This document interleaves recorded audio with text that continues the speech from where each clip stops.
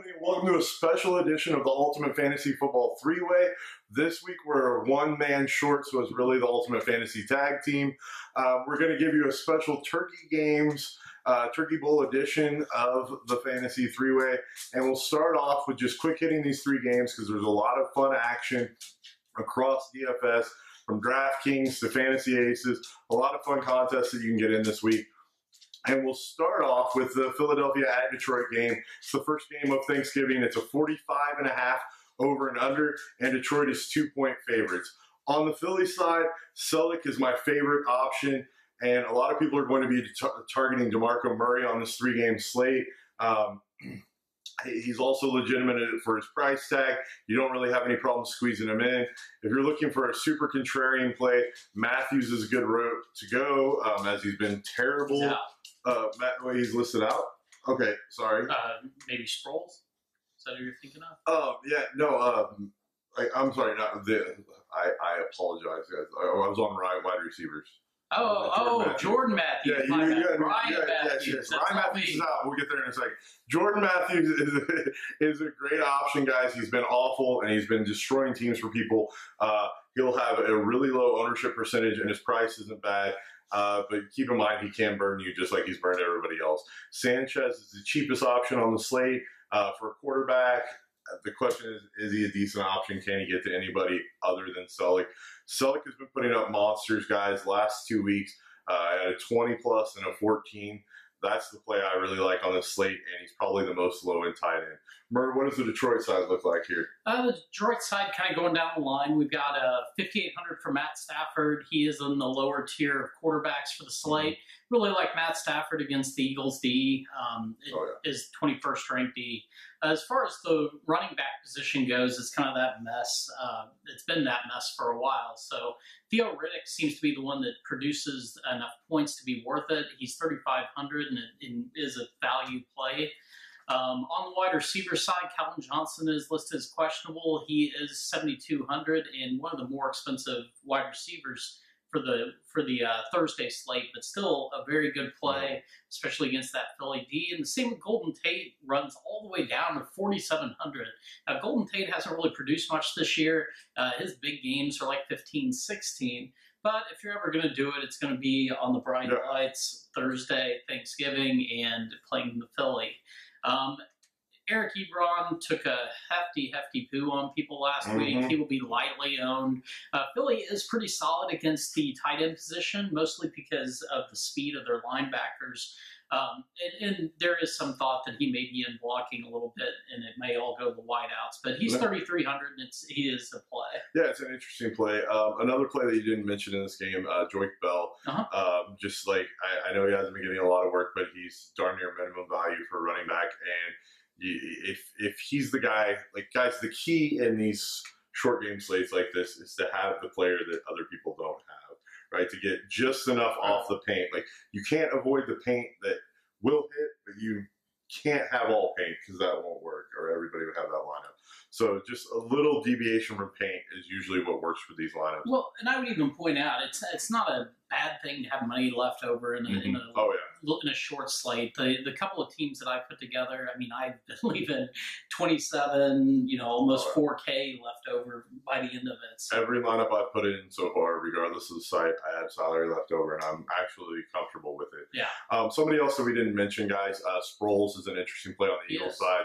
He hasn't been doing much, but he does have that ability to drop a 30-burger at any given time, which always makes him an intriguing play.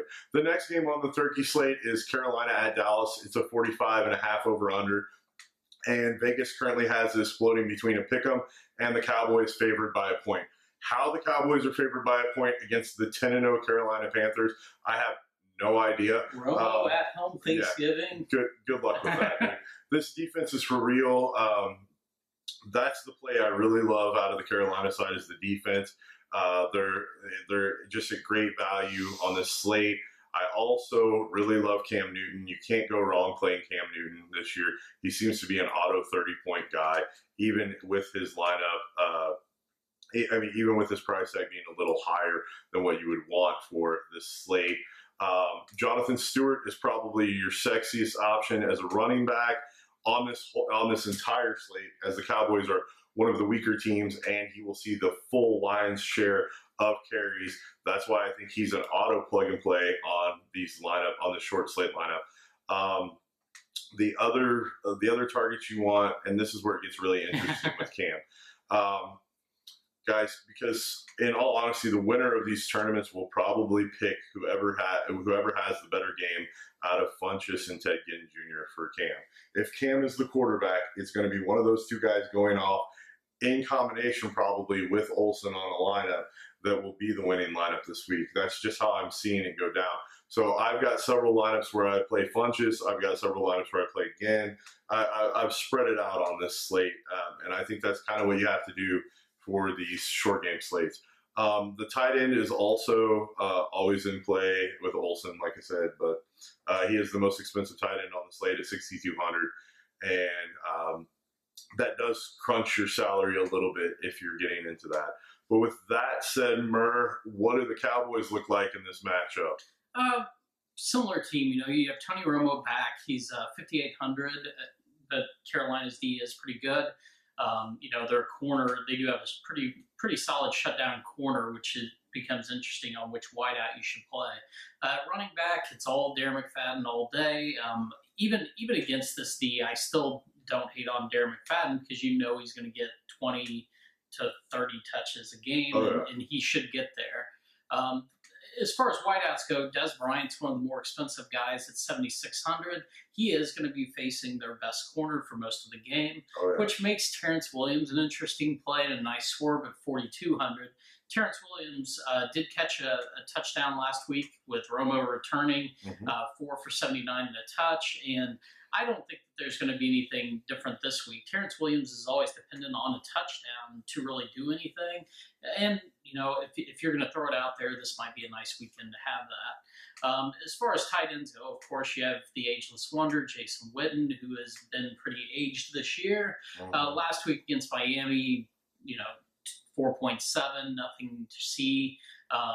Jason Witten's one of those guys that'll have a big game or two a year at this point in his career, and this could be the week. Again, on these short slates, it's about hitting the home run. It's not about finding your 15. And so, could Jason Witten be that guy? Sure. There are other tight ends I like better. Absolutely. Well, and with the coverage that you've been talking about, another guy that you didn't mention that you might want to contemplate for the Cowboys at 3,200, Cole Beasley. Right, he gets these are the type of games where he shows up, and a Cole Beasley monster, like dude drops a 20 burger, and you don't have or that 35.2 against Philly. Yeah, like if he drops that, you don't have him. You ain't winning the tournament. That's it's true. just not going to happen. But yeah, I think that pretty much wraps up that side. I wouldn't play the Cowboys defense. Cam Newton hasn't turned over the ball more than once in a game, and that's pretty much the breakdown there. Which brings us to the last game of the night, the Chicago at Green Bay. It's a 44.5 over-under. Green Bay's currently listed, as the favorite by 8.5 points. The weather is supposed to be awful. We're talking about high winds, rain turning into freezing rain and snow. I don't want to deal with this game for the most part. Now, these are two teams that play well in cold and crappy conditions, as they are, but the other two games are dome games, man, like earlier in the day. This scares the crap out of me, because let's tackle the Chicago side of this crappy game first. Running back. Well, first of all, let's do quarterback. Do you really feel comfortable taking a shot on Cutler?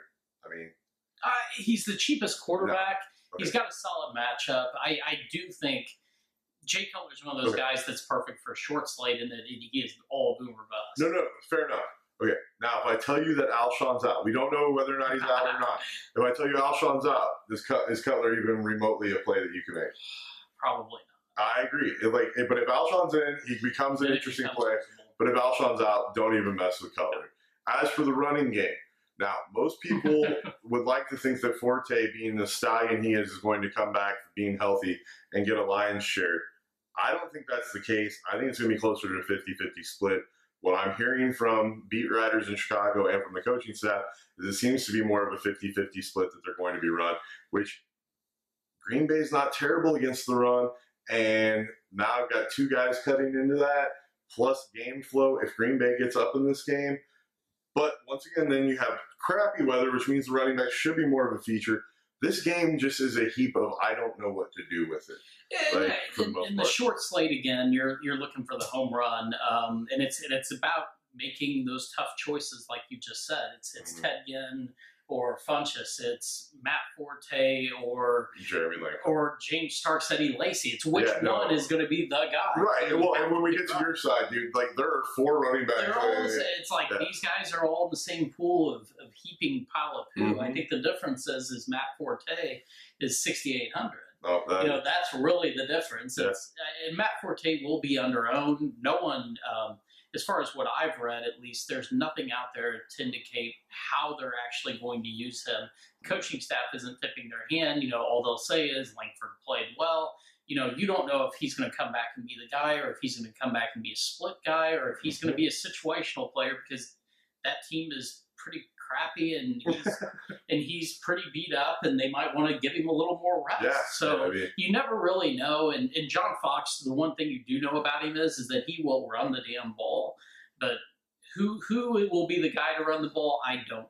Yeah, I'm with you there. And that leads us to the wide receivers. As we said earlier on the Cutler play, Alshon's questionable and limited in practice. Last week, we thought he was going to be good to go, but when he practiced Thursday, he got swelling in his foot and then couldn't go. So he was limited today. What I've read is they're literally going to run him out on the field, try him out in pregame warmups, and if the ankle's fine or he isn't swelling, they're going to let him go. If it swells or he looks at all gimpy, they're going to shelve him again. And since this is the late game and there's weather to boot, I'm staying off of the passing. Again, a lightly owned player, that's how you win a championship.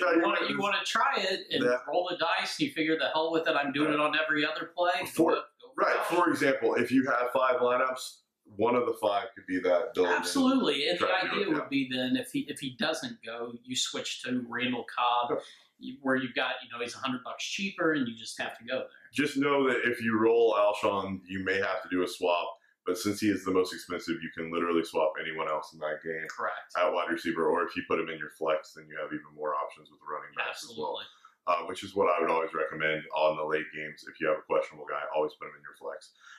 As far as tight ends, the Black Unicorn is out for this weekend, which I know because the Miller play was going to be super sexy anyway. But the Miller play at 2,900 is the play that I love in this game. I just think that with Alshon banged up and with Bennett out, you're going to see a bunch of targets to Miller.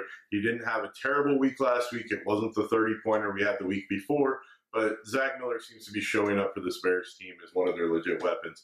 And once again, people don't like to double donk tight end in these tournaments. That could be where you get a little different, is by double donking tight ends this week. How does the Green Bay look? I'm guessing if weather's not a factor, play everyone. But with weather being a factor. Well, and this is interesting in that both these teams have met before. They met week 1, and we were live in Vegas watching that thing. Yep. And it was, that game did not go how any of us thought it would. That was the James Jones show.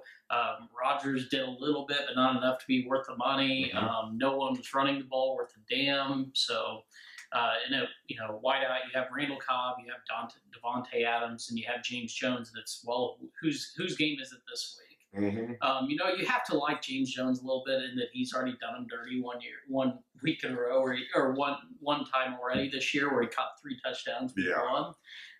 So if I'm going to go anywhere, I have a soft spot. I'm going to say James Jones for no apparent reason other than he's done it this year.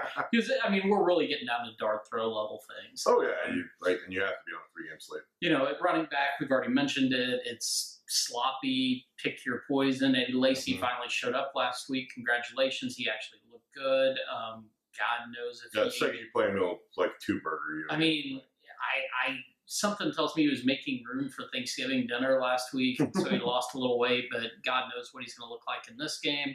And as far as tight end, Rodgers is always in play.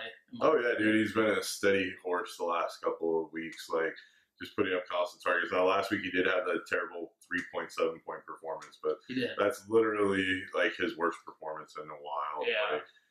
He seems to help like all tight ends, he's prone to that. Yeah, he's another guy that's really touchdown dependent. Yeah. But the other play here, interestingly enough for me, is the defense of the Green Bay Packers at 3,100. Turnover prone Chicago plus rain, bad weather, Cutler, temper, sign me up. Like, so guys, basically that's the quick hit. Remember, like, you can easily do chalk, but the chalk's not going to take down the tournament because everybody else is going to have the chalk. You're going to have to differ somewhere. You might as well be creative and try not to differ being stupid.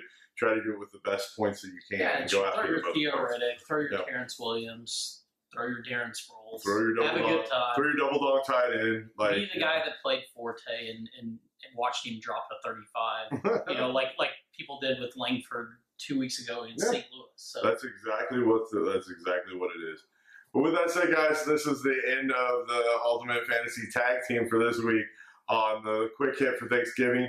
The next video will be posted shortly right after this one, and it will be the normal full game slate for Sunday. Have a good one, guys. Thanks.